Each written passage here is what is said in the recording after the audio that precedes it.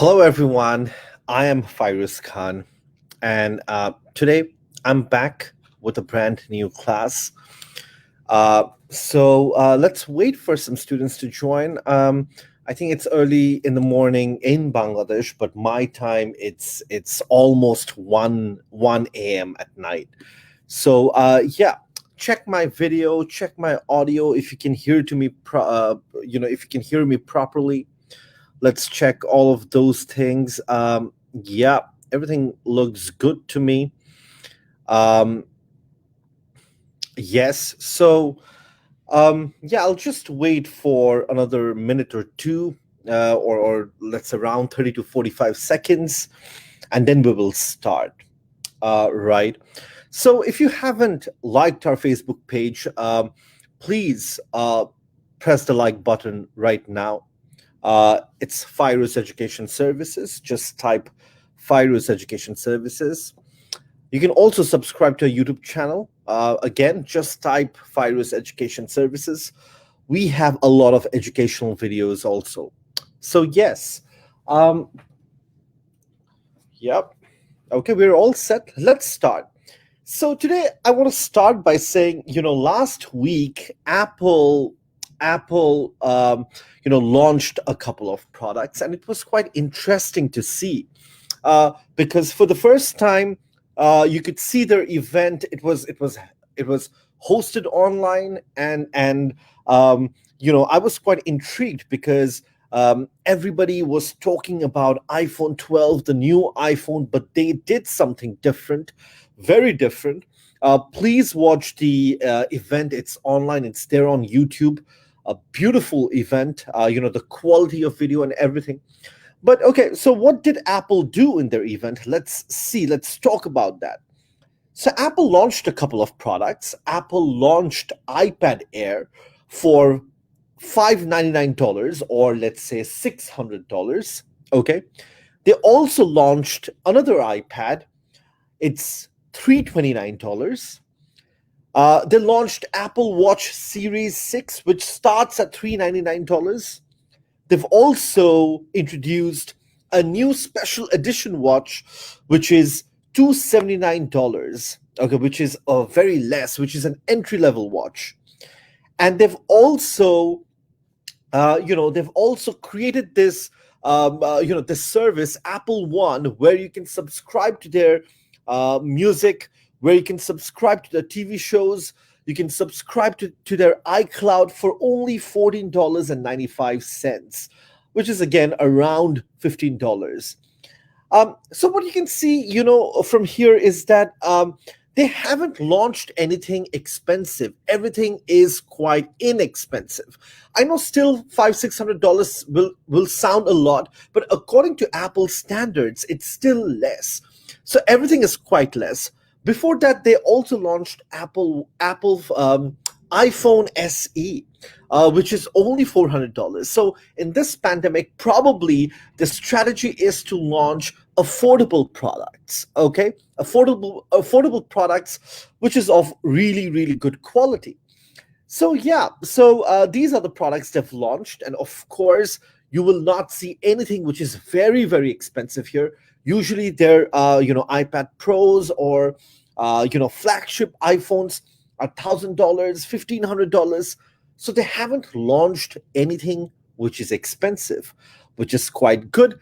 They've thought about the pandemic situation. Now you'll see here, the main point is you'll see here they've given unit cost. This is the selling price of one iPad or selling price of one Apple Watch. Okay. And of course, the profit is included. So my question is, how do they come up with this price? Okay, they're going to sell iPad Air for $600. They're going to sell an Apple Watch SE for $279. They're going to sell Apple Watch Series 6 for $399 each unit. So how do they come up with this price? Let me tell you, this is unit cost. This is selling price. Per unit, the selling price is, let's say, $599 for iPad Air. Within selling price, you have a profit. So let's see. Okay, For example, they've launched this new product, iPad Air. It looks beautiful, absolutely gorgeous design. So let's see how did they do it. Let's say the fixed cost is $50,000. Fixed cost means rent, labor, wages. These are fixed cost that does not change. Fixed cost. So if you want to know the unit cost, you need to know fixed cost. Then variable cost is $150 per unit, okay, per product. Let's say per phone or per iPad. The variable cost is $150, right? And then you have how many units. Let's say they've made 370 iPads, so we know the fixed cost is $50,000 and the variable cost is $150 per iPad. And let's say they've made 370 units. Okay. Now the formula is given here. Unit cost is total cost divided by output. Very simple. Total cost will be, you have to take this $50,000 and you have to take $150 per unit. How many units did we make? 370, right? So the calculation is here. This is the fixed cost, $50,000 plus $150 per unit. So how many units are we producing? 370. And then divide by 370. When you do the calculation, you'll get 105,000 divided by 370. If you do the math, you will get it easily. So per iPad, the unit cost, the expenses, including fixed cost and variable cost, is 284. That's the unit cost. Okay. So and what is the selling price? They're selling for almost $600. So they're making around $300 profit, and that's how it happens. Let's say if your cost price is $20, you sell your product for $40. Okay, so that's how it happens.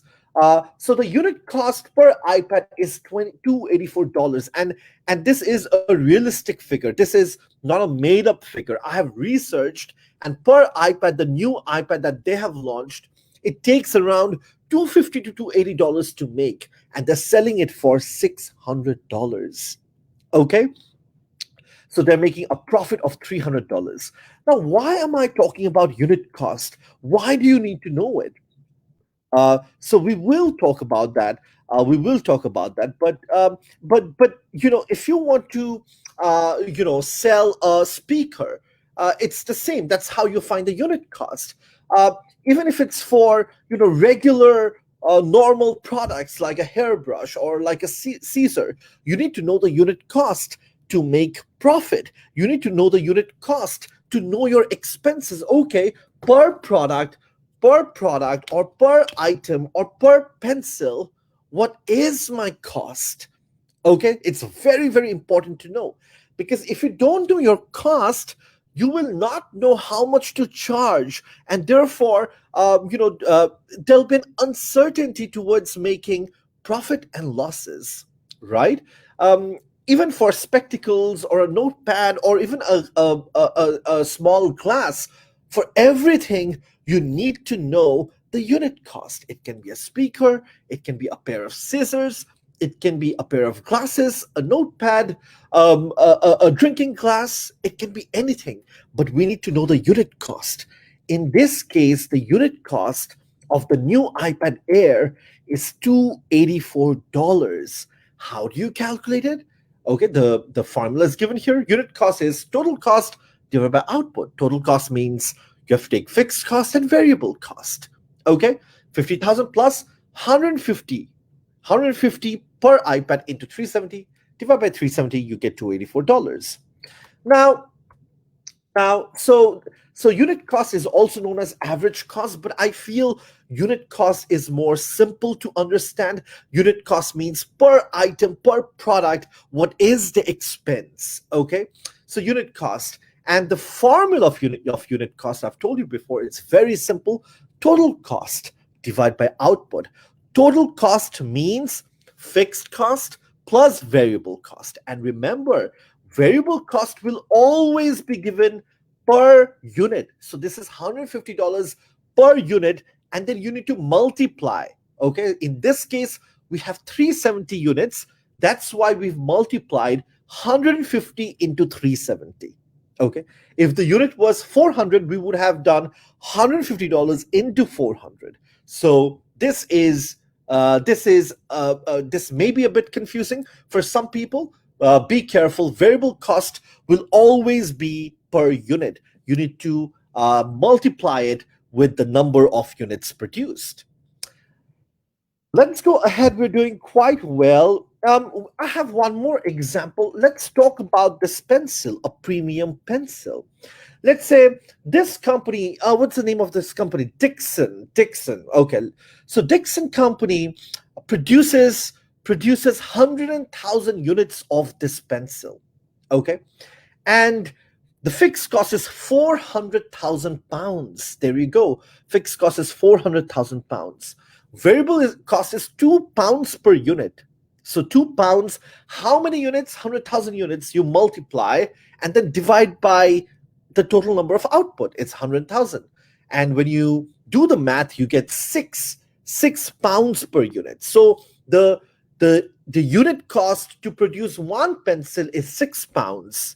So probably I will sell it in for £10 or £12 or £15. It depends on the company.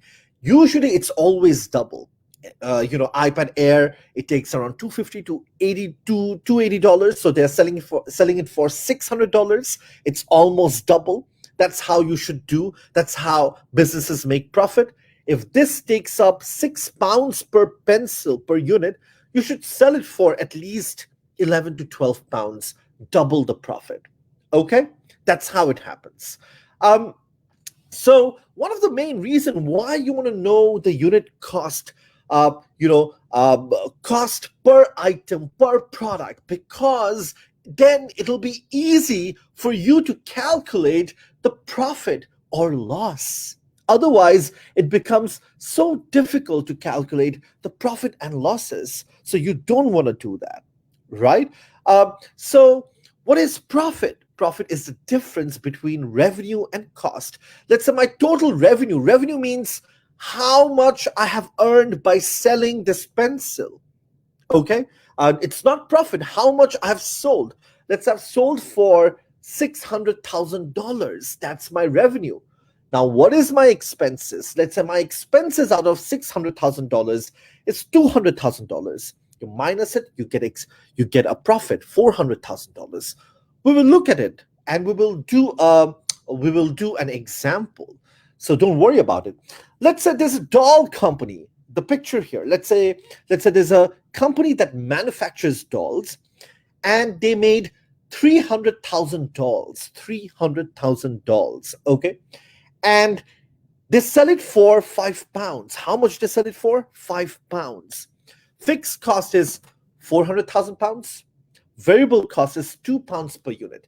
We have all the information that we need to calculate profit and loss. Now we will see. So each doll cost £5. There we go. And how many dolls they've sold? They've sold 300,000 dolls. There we go. It's marked in yellow. Marked in blue is the fixed cost. 400,000 pound is the fixed cost, and marked in pink is the variable cost. £2 is the variable cost per unit. So multiplied by 300,000 dolls. They have produced 300,000 dolls. Now, if you do the math, 5 into 300,000 is this. Okay, 1.5 million. And 400,000 divided by 600,000 pounds. When you multiply £2 into 300,000, and then you get this divide minus this. So they've made a profit of 500,000 pounds. They've made a profit.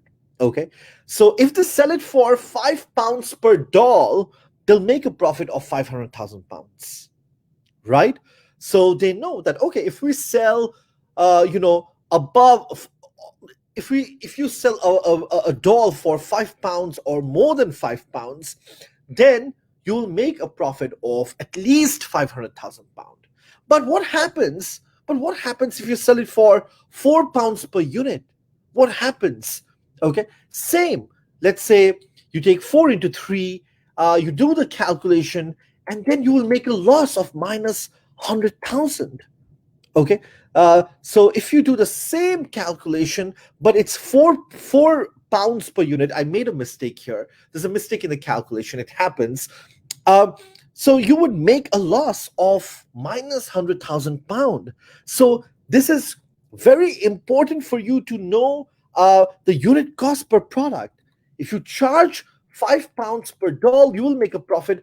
But if it goes $1 down or £1 down, you will make a loss of £100,000. £100,000 is a lot of money. It's এক কোটি টাকার মতো. So you have to be very, very careful. And this is why whether you are making a profit or whether you're making a loss, this is why you need to know the expenses, the cost per unit. আমি একটা pencil produce করেছি, এই একটা pencil produce করার জন্য আমার কত টাকা লেগেছে, and then you charge based on how much you want to make profit. Now there are some businesses who charges a lot, there's some businesses who does not charge a lot. It depends on your culture. Okay, now so this is a loss. Okay, now further, if we go further, now if you want to avoid this, ways of improving sales volume, if you want to sell more, if you want to avoid doing losses, then you can do a lot of things. You can do advertisement. For example, Mercedes, you can do a Mercedes. For example, Mercedes has a TV advert of their latest car, which is the, I think, AMG 63. And cars are always, you can represent cars in a very good way when you do a TV advertising, because you can show them moving, you can show the interiors, you can show the outlook, you can show the moving images, right? So for a car manufacturing company, TV advert is more suitable, right? Okay, it's more appropriate because you can show different structures, you can show different angles. Yes, you can show top angles, side angles, and you need to show it nicely if you want to sell more, because otherwise you will make a loss, right? So how can you improve your sales? It's through advertising, and one of the way is TV advertising. And Mercedes has a beautiful advert. You can go to on YouTube and you can see, and most of the car manufacturing companies, they will go for a TV advert. But again, for example, the picture here is a picture of a bag. It's a picture of a Hermes handbag. For a website or social media, it's quite simple. For a bag, picture is fine. Picture is okay. You don't need to do a TV advert. So you really need to understand what kind of product it is. It also depends on the company. If it's a very big company, if it's a multi-million-dollar company, if it's a very well-established company, they can afford TV advert. But for a new company like us, we cannot afford TV advert.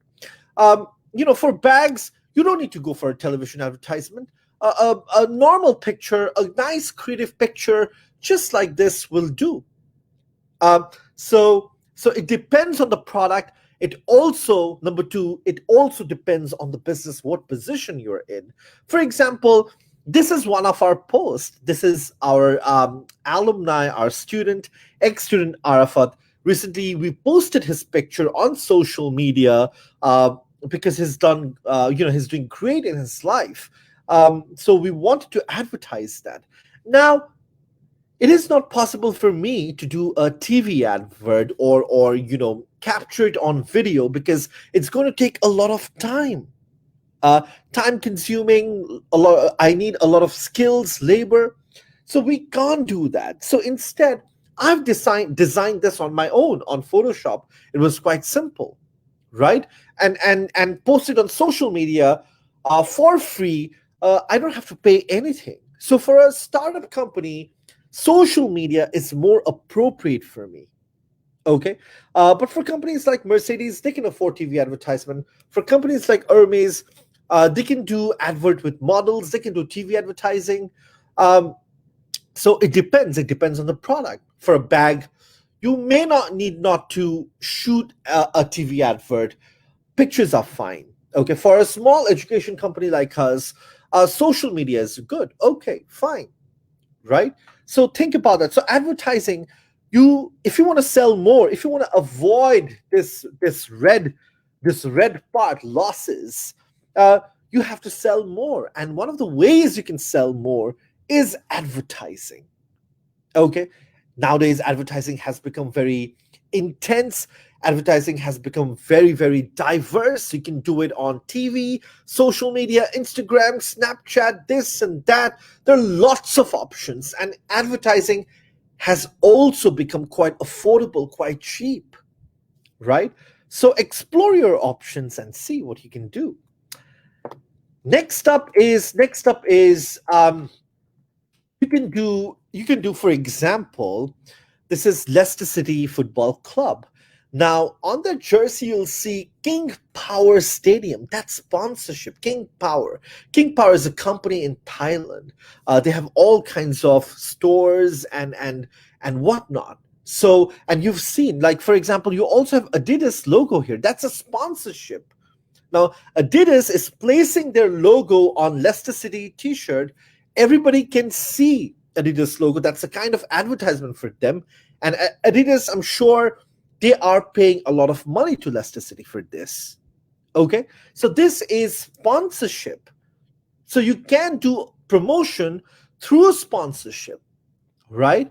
You can also sell merchandise, like you have Leicester City notebook, notepad, you have Leicester City mug, you may have Leicester City t-shirts, I don't know, Leicester City phone case.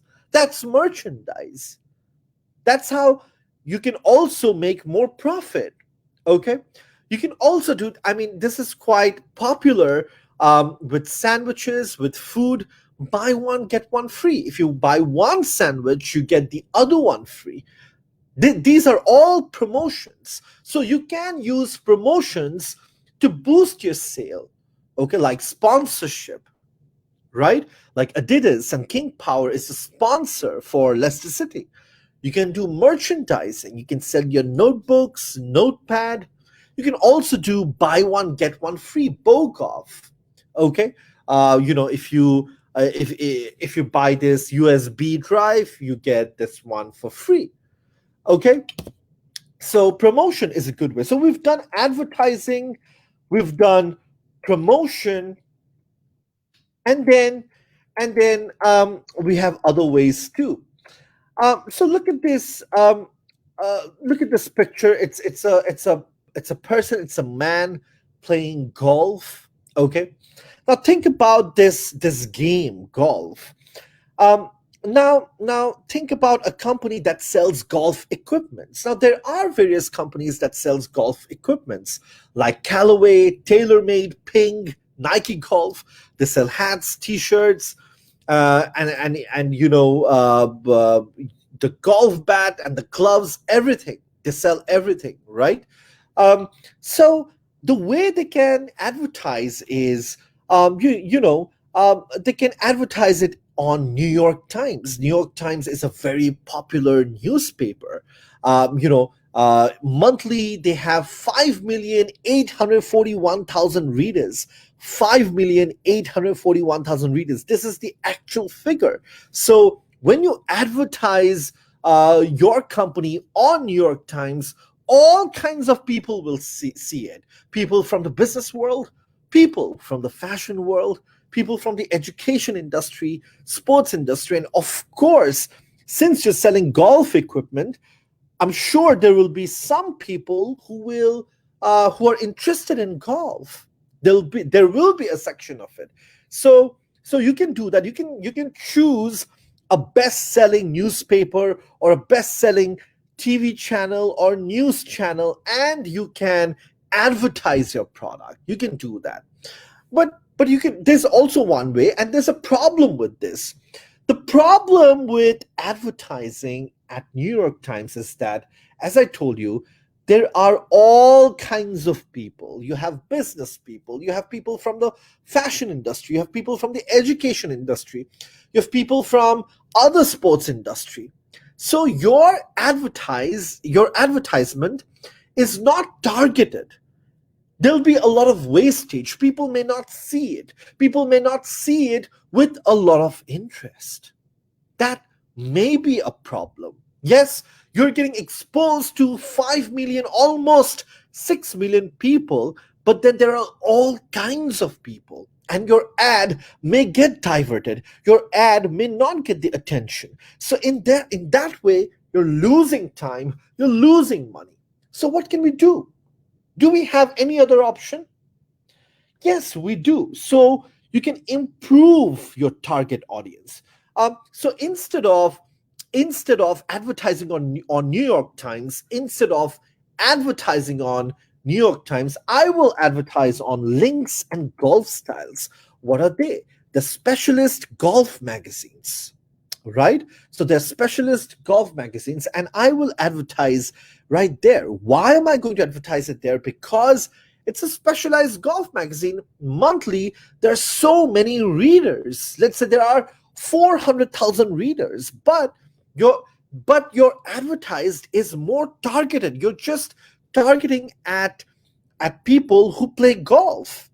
Uh, you know, you only people who are interested in golf will buy magazines from Links and Golf Styles, right? So there you go. So that's how you can save money, you can save time. Okay, and it is solely targeted at golfers. So you're not wasting money. Here, there are 5,841,000 people. You don't know how many people are interested in golf. It's too diverse. There'll be people with other interest. So you really don't know whether your advert is going to work or not. But here, if you advertise it on Links and Golfs, you know that everyone who are interested in golfs will buy or read this magazine or go to the website, right? So you're solely targeting in golfers because you sell golf equipment. That makes sense. So targeting at the right audience can also help you to improve your sales. So advertisement, okay, promotion, targeting the right audience. Three, okay. Um, what else? Okay, we're coming to interesting stuff. Now, have you? This is a website. This is the website. This is Zara's website. Now, whenever you go to a website, and like for example, I have opened women's section.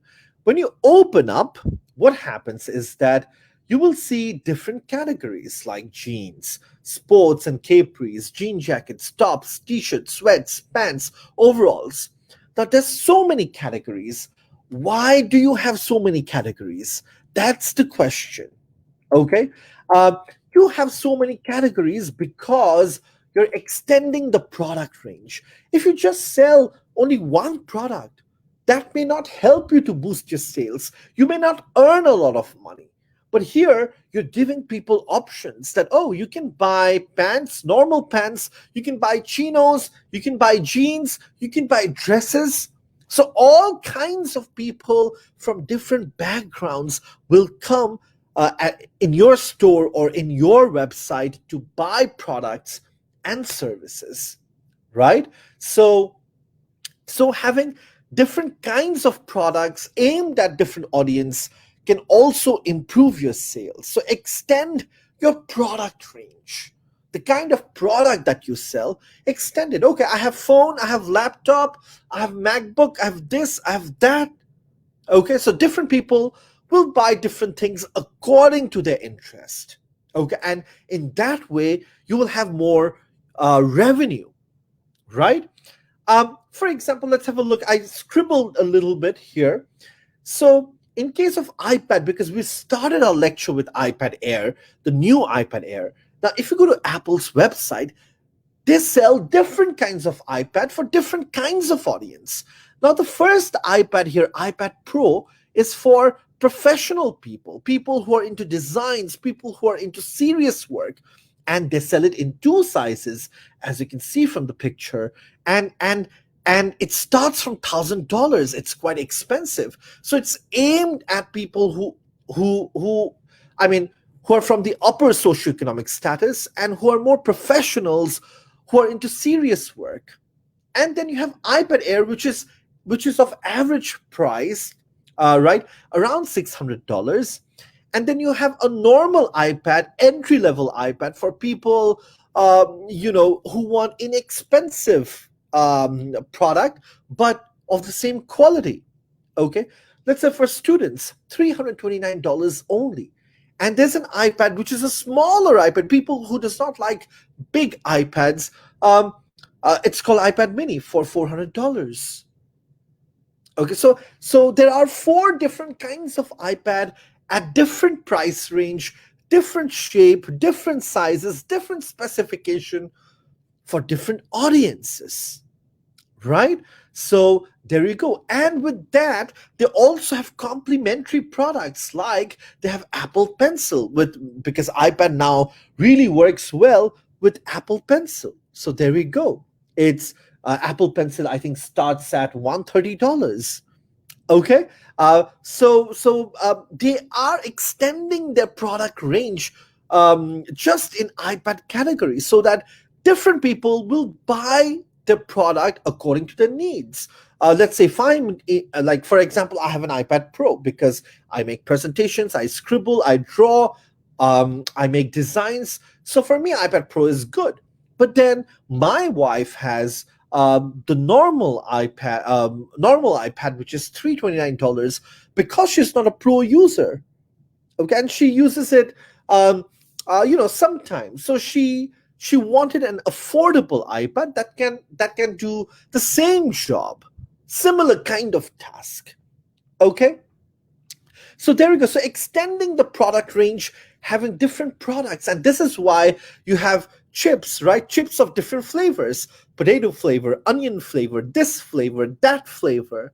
Yes, you have chocolates of different flavors: dark chocolate, white chocolate, milk chocolate, and this and that. Yes.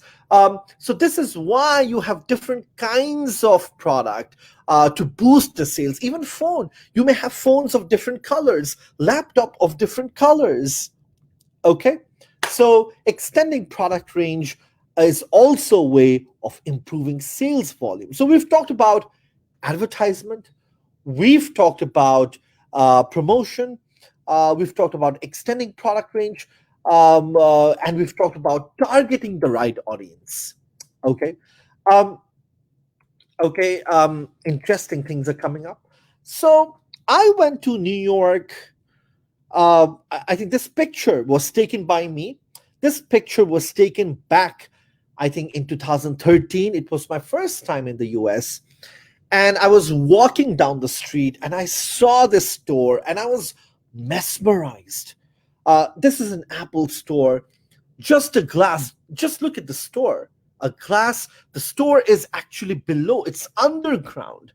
Such a beautiful store. So Apple sells their product in their store. Okay, and they have these kind of similar stores in every state, in every city in America, in every country nowadays. Wherever you go, if you go to Dubai, if you go to London, if you go to Spain, they have their own stores. So they sell their products in their own stores. Number one, good.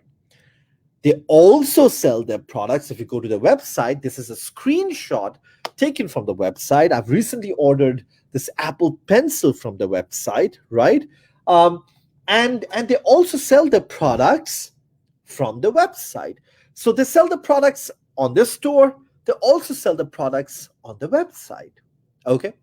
And they also sell their products using third party retailers like Best Buy. Best Buy is an electronic store where you will find electronic items and gadgets of different brands, of Samsung, Huawei, iPhone, Apple, this and that. So they have they have different platforms of selling their product. One platform nowadays will want, I mean, One, do you have to do a lot.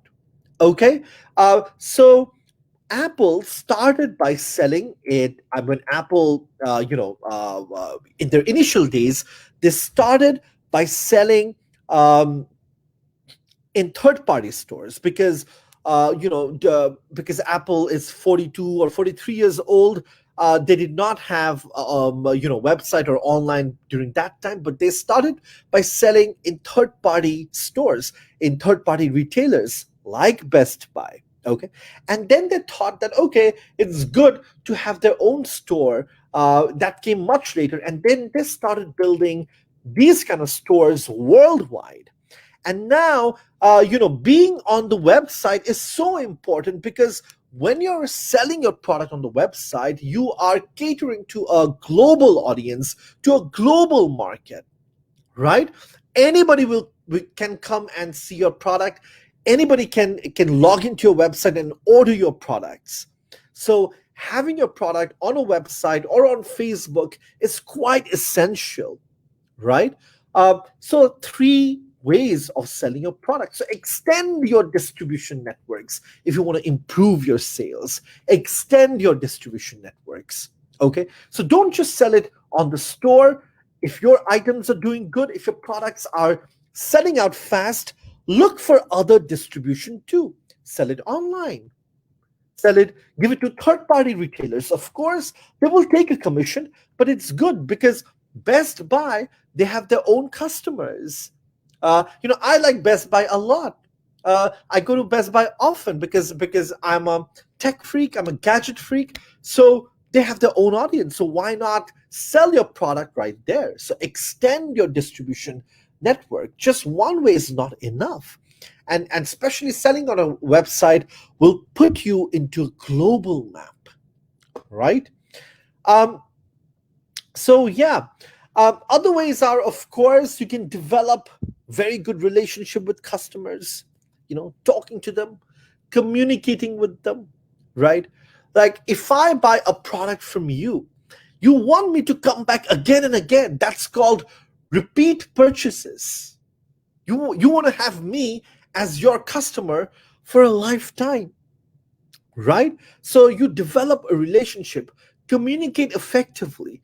If there's a problem, take the problem, get into touch, regular touch, build customer trust, call your customers, send them emails, call them for viewing your products, let them know what you're doing, exchange information, uh, talk to them using social media, right? So developing relationship with customers also helps in improving sales volume. Okay, so we will stop here because we are 38 minutes down here. We will finish the chapter tomorrow, the next class. I have just 6 7 slides left. I don't want to go ahead because it's already 38 minutes. We had a lot to cover today.